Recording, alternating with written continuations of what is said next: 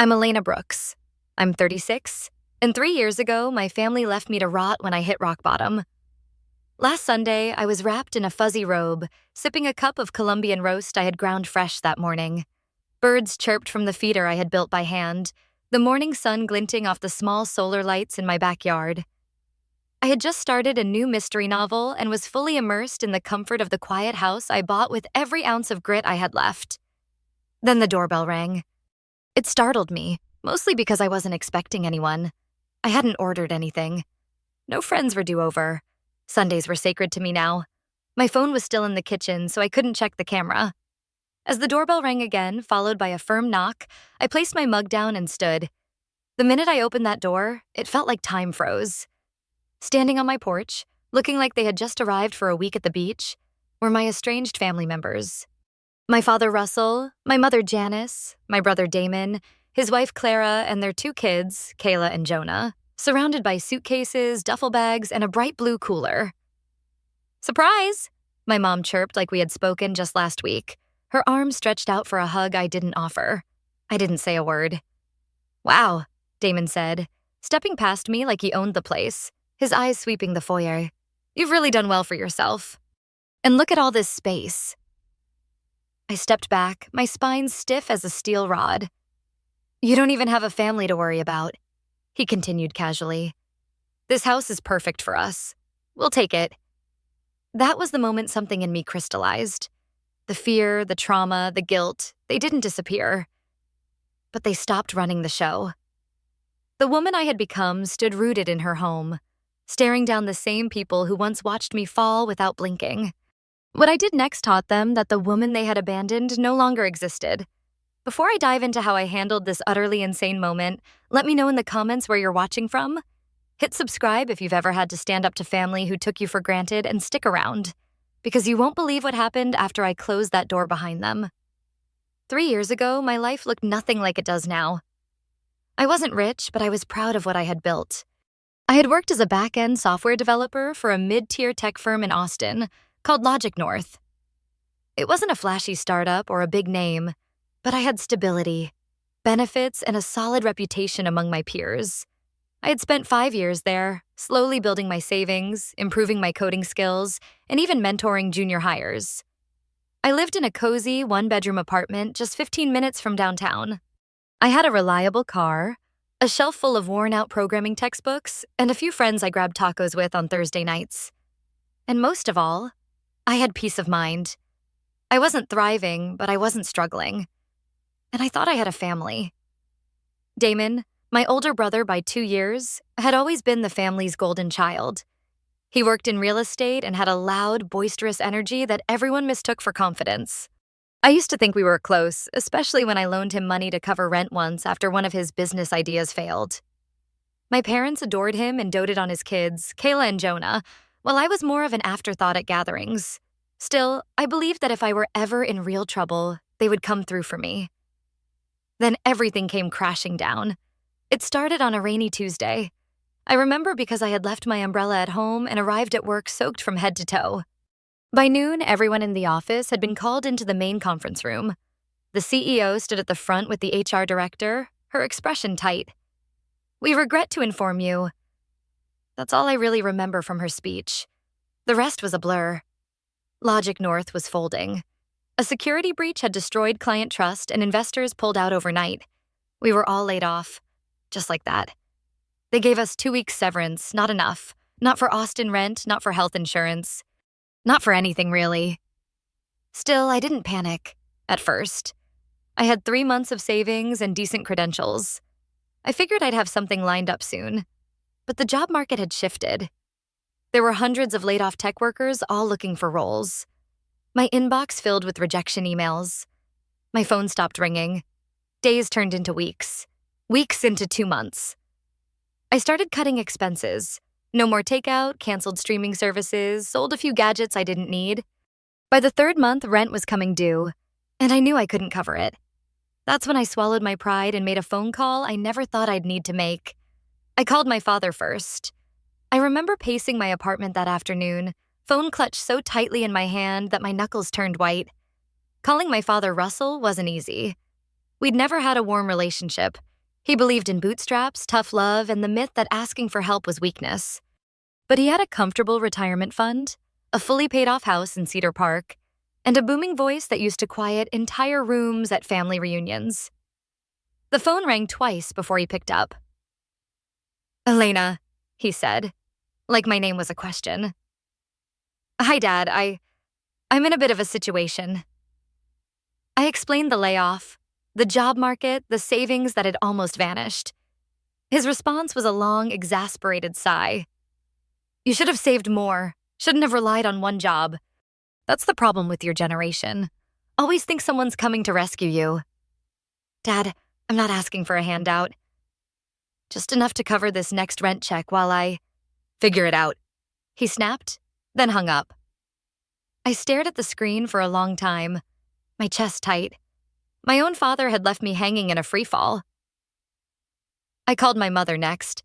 Janice had always been the softer one, or so I thought. She answered with sugary concern that quickly curdled when she realized I needed help.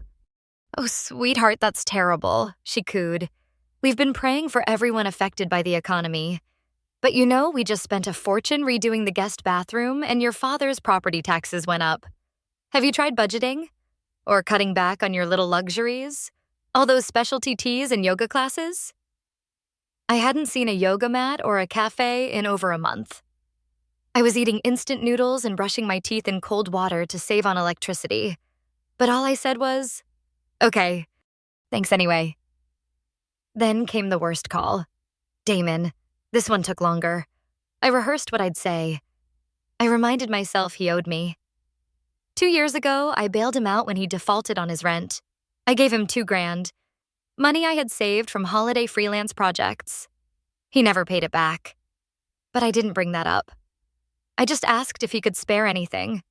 Just $500, to help me stay afloat. He chuckled like it was all some inside joke. "You always lived in that fancy apartment near downtown. That's what drains your money. Designer furniture, organic food, acting like you're too good for a normal life." "I don't have designer anything," I said, stunned. "My couch is secondhand, Damon." "Well, maybe this is the wake-up call you needed. Some of us have families to support. I've got mouths to feed, Elena. You? You only have to worry about yourself." It wasn't just what he said. It was the way he said it, like I was a burden, like I deserved this. But I still had one last idea, one last olive branch. I asked if I could come over for dinner to talk in person. Maybe if they saw me, saw the fear in my eyes, the weight I was carrying, they'd soften. They agreed. That dinner would become the most humiliating night of my life.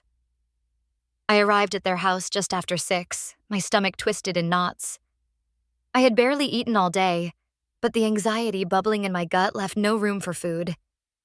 Janice greeted me at the door with a stiff hug and an overly bright smile. "We made your favorite, chicken casserole. You always loved it." I hadn't liked that dish since college, but I nodded politely. I wasn't there for dinner. I was there for a sliver of mercy. Inside, everything was just as I remembered. Polished floors, plastic covers on the living room furniture, family portraits lining the walls, though not one of me since my college graduation. Damon arrived late with his wife Clara and their 2 kids, Kayla and Jonah. They came in like a storm, loud and chaotic. Kayla spilled juice on the rug within 5 minutes. No one reacted. We all sat at the table, me trying to stay calm, them acting like this was any other Sunday meal. The tension sat between us, thick and unsaid, until I finally broke it. I explained the layoff again, the job market, the rejection emails.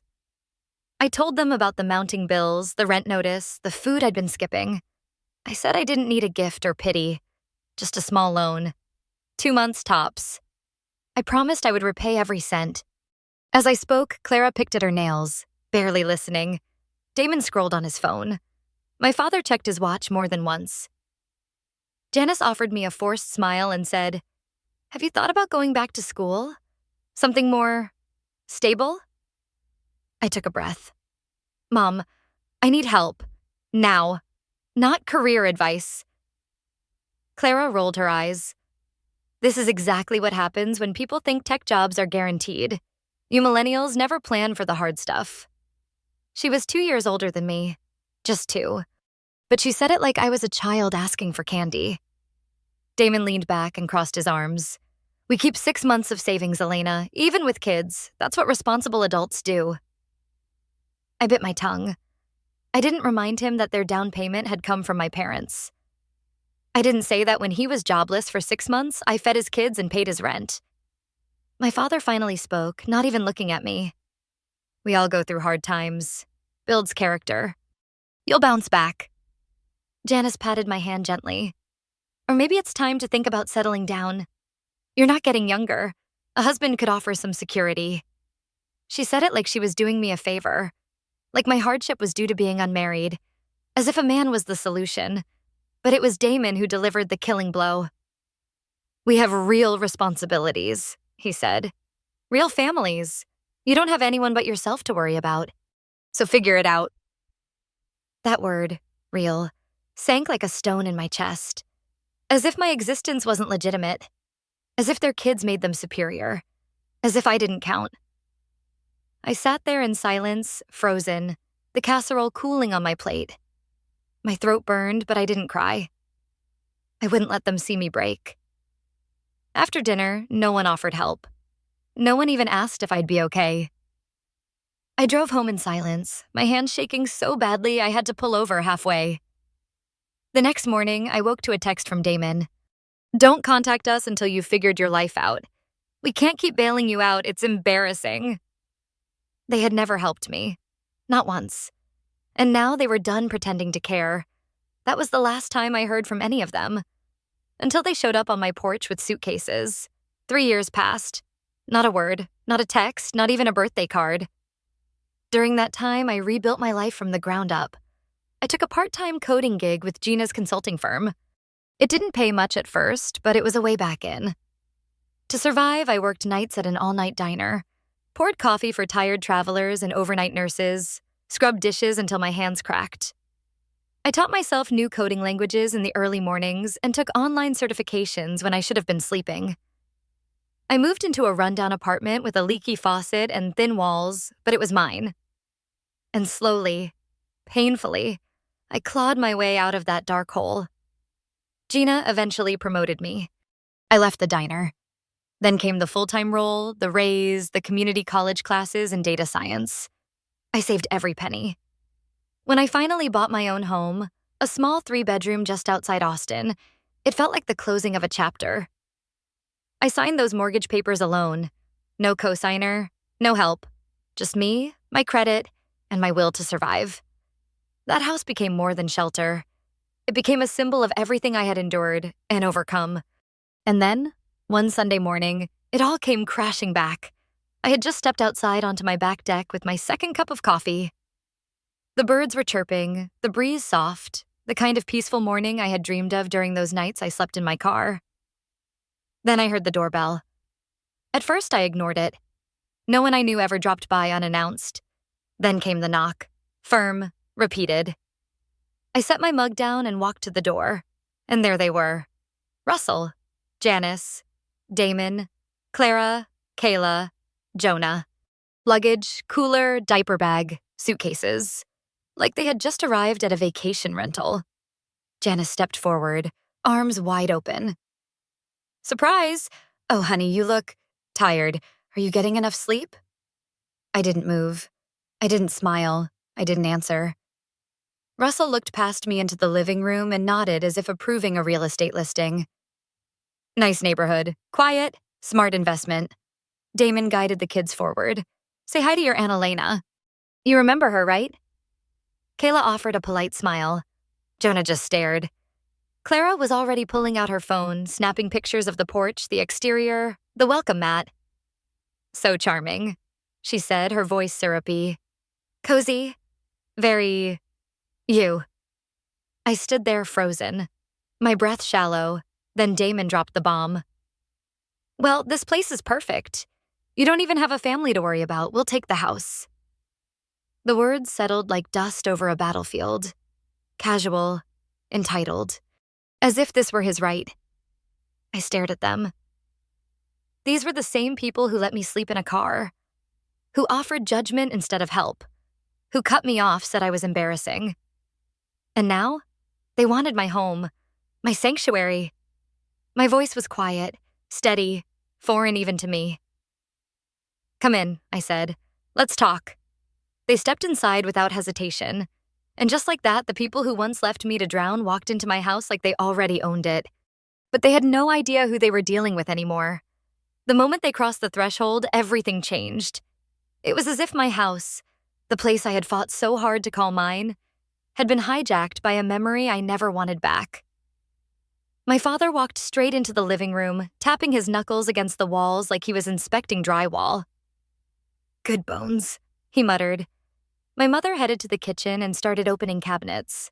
"Oh, interesting cabinet color. A bit dark, but we can brighten it up." I blinked. "We?" Clara stood in the foyer, snapping photos of the decor. "I'll show these to my sister. She's into farmhouse chic. We'll definitely need to rearrange some things." Damon's kids had already taken off upstairs. I chased after them, heart pounding. I found them jumping on my neatly made bed. "Please stop," I said as calmly as I could. "That's my bedroom." Kayla giggled. "Mom says this is going to be our room. I get the big bed. Jonah sleeps on a mattress." My pulse spiked. I guided them back downstairs, and as I stepped into the living room, I realized my family had settled in like they'd been invited. Janice was on my couch with her shoes off. Russell had helped himself to the last of my coffee. Clara was halfway into the fridge.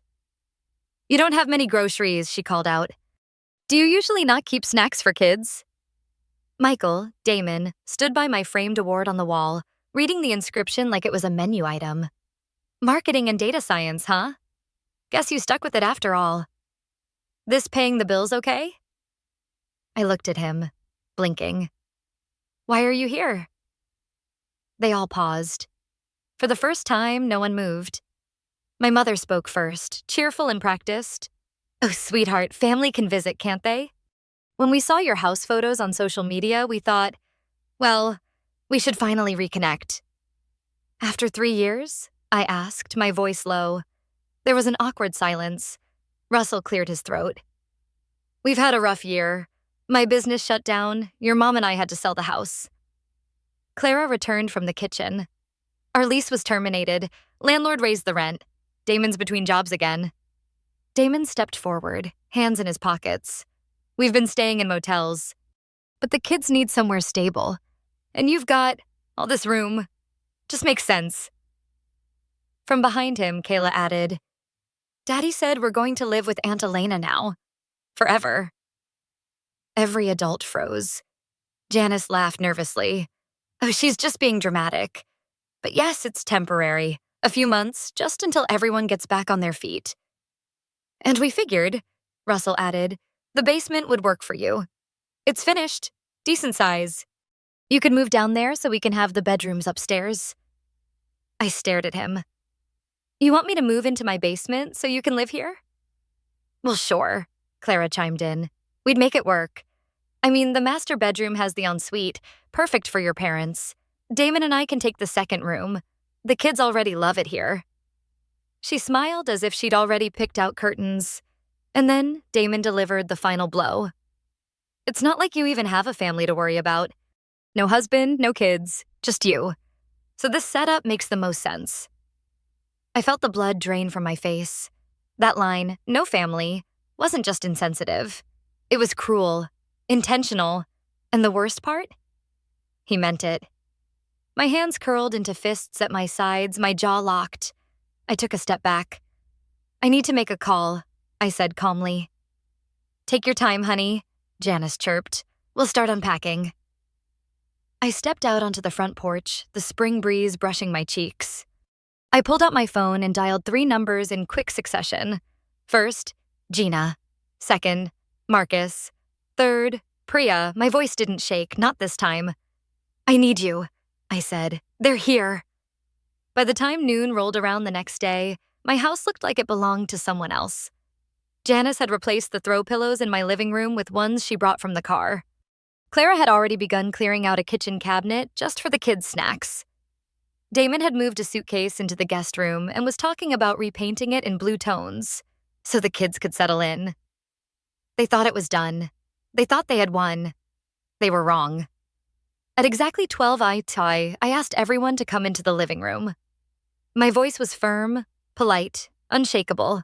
I stood. They sat. That alone made a statement. Kayla and Jonah were sent to play in the backyard. Janice took the opportunity to adjust a photo frame on the wall. Damon looked bored. Clara texted someone from the couch. Russell crossed his arms. I didn't sit down. I need to say something, I began. Please let me finish before you respond. They gave each other puzzled looks but nodded. I took a breath, opened the folder in my hands, and began reading aloud. 3 years ago, I lost my job due to a company-wide collapse. Within weeks, I was facing eviction. I called each of you. I asked for help. Not charity, not gifts, just a loan. Temporary support. I turned to my father. Russell, you told me to figure it out, that I should have saved more. You hung up on me. He looked away. I looked at Janice. You told me to budget better, suggested I stop spending money on luxuries I never even had. You offered me prayers, nothing else. Janice's face crumpled slightly, but I wasn't done. Clara, I said, you called me an irresponsible millennial. Said this is what happens when people don't plan. Damon, I turned and faced him. You said, some of us have families to support. You only have yourself to worry about. Then you texted me the next morning and told me not to contact you again until I had my life together. I held up my phone, pulled up the message, and let the silence absorb it. That night, I slept in my car. The room stilled. No one spoke. I lived in that car for 2 weeks. I showered at a gym. I pretended to call recruiters from a home office when I was really sitting in the public library, whispering so no one would hear. I survived. I fought my way back without help, without family. Janice's voice cracked. We didn't know it was that bad. You didn't ask, I replied coldly. I walked to the front door and opened it. There stood Gina, Marcus, and Priya, my real support system, each holding a folder, each calm, collected, and ready. These are the people who answered when I called, the ones who stood by me. They are my family now. Russell stood abruptly. You're kicking us out? No, I said. I'm setting a boundary. You will not move into my home. You will not turn my life into your plan B.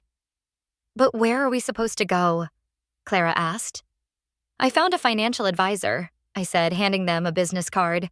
She specializes in housing hardship, loan restructuring, and government assistance programs. She's expecting your call. Damon scoffed. So that's it? You're just tossing your family into the street? After everything we've done for you? Everything? I repeated. Like leaving me to rot? Like telling everyone I was the embarrassment of the family? Like planning to take my house without even asking? Kayla's voice rang out from the backyard window. Daddy says this house is ours now, that Aunt Elena owes us. Russell turned red. Janice reached for my hand. We're family, sweetheart. Surely we can work this out. I stepped back. No, we are blood. That's not the same thing. I walked to the hallway table, picked up the spare key I had given my mother years ago, and held out my hand. Give it back. Janice hesitated, then slowly reached into her purse and placed it in my palm. Damon's face hardened. You'll regret this. Everyone in the family will hear how you turned your back on us. I stared at him. Tell them the whole story, I dare you. As they gathered their things in bitter silence, my chosen family stood behind me.